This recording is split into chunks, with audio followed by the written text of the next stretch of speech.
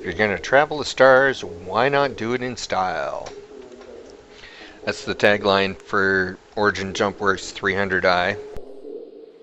Basically, they're saying, oh, it's fantastic ship. It's the BMW of the Star Citizen universe, and you know, you need to have this ship.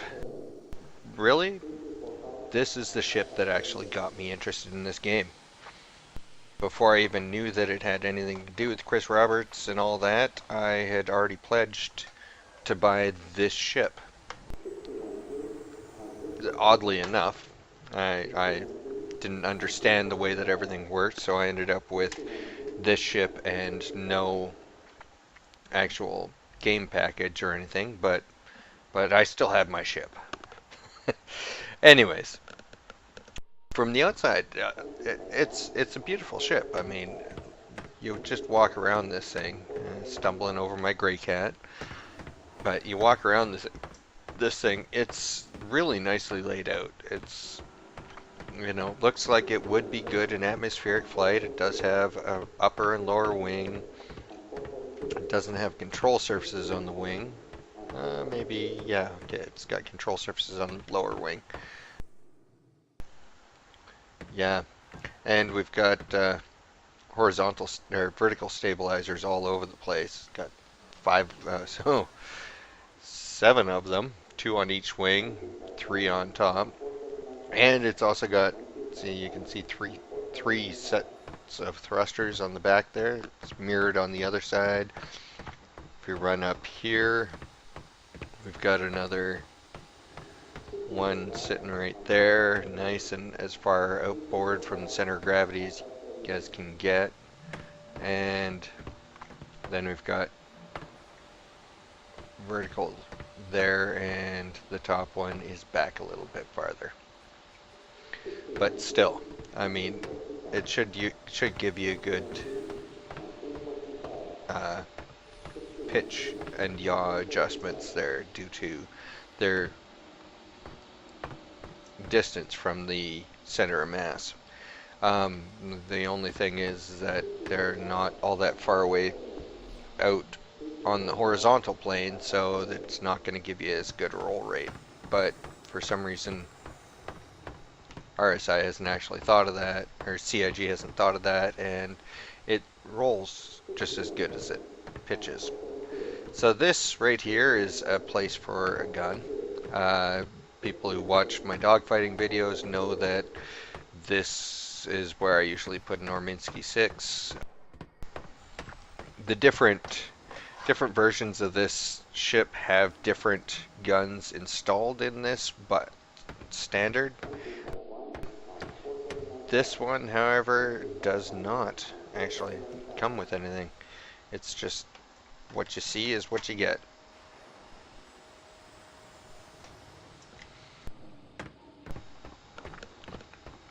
You do get two Orminsky 6s on the ends of the wings, and there is a class 3 mount, so you can mount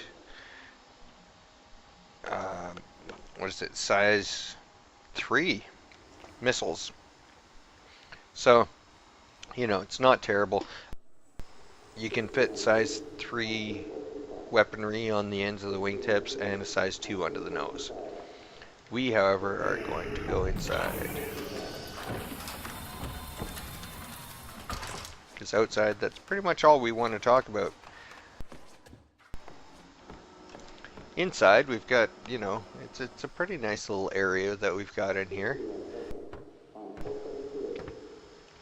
I've seen one guy took this ship and modified it so that it would actually be able to handle the cargo, basically back in this area.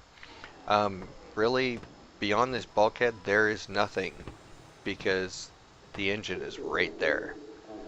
So you don't have much space between,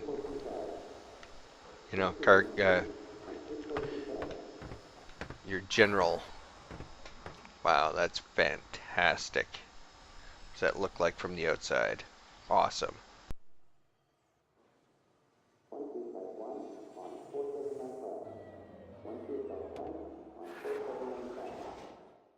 So yeah, anyways, there's not much between you and the engine, so we just accept that and move on. We do have some nice padded leather areas here. Um, Supposedly very comfortable seat with the seat belts already done up. You can see the cockpit behind is full of buttons, switches, dials, and all that other stuff. To the point where once you get in the cockpit, you sit down, you spin around, and ooh, fancy. Those things don't open up actually in Arena Commander. Those two big panels, they don't. But that right there is as far to the right as I can see, and that's as far to the left. And I know that there's switches beyond that. So, oh well. As for outward visibility, it is actually pretty good. I mean, I would rate it higher than just about any other single seater because there is no scaffolding. However, it doesn't give you as good as the Avenger over there, which you can just see, because well, you can't see the Grey Cat that I parked right there.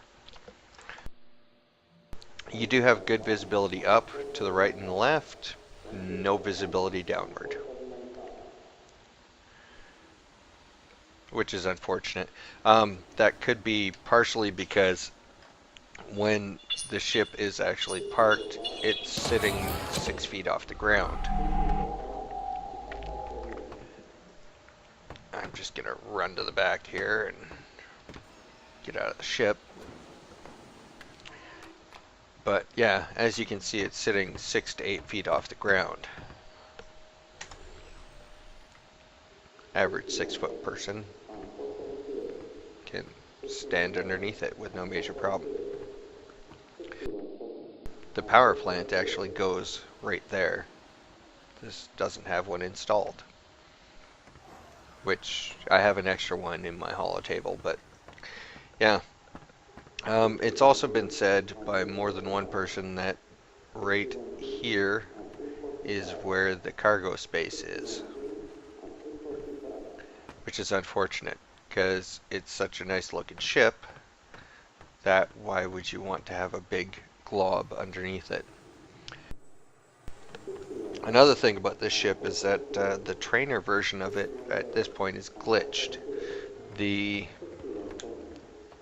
If we look over here, this whole landing gear set is down and out.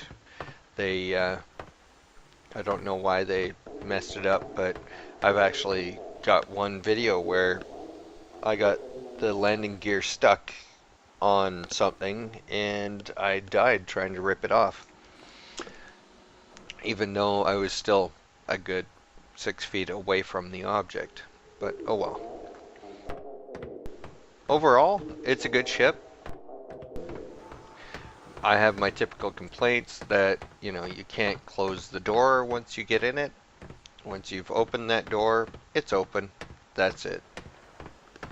Both doors, right and left, do open. And, well, I'm assuming they do close, but they haven't actually shared that fantasticness with us yet. So, eventually, we'll, you know, get to the point where we can close the door. It is one of the ships that's available in Arena Commander. It is also the ship that I use the most in Arena Commander. It's very maneuverable. It is faster than any of the other ships currently, and outfitted with 3 Orminsky 6s, it packs a heck of a punch. It also comes in Arena Commander with 4 missiles as well. So if you're thinking about getting this ship, I would actually suggest, for 1, getting missiles for it, and for 2, getting an Orminsky 6 for the front as well, which I believe aren't that expensive in Voyager Direct. So there you go. that would be the quick walk, well, not quite so quick walk around of the Origin 300i. If you like this video, go ahead, comment, rate, and subscribe, and I will talk to you all later. This is Feck out.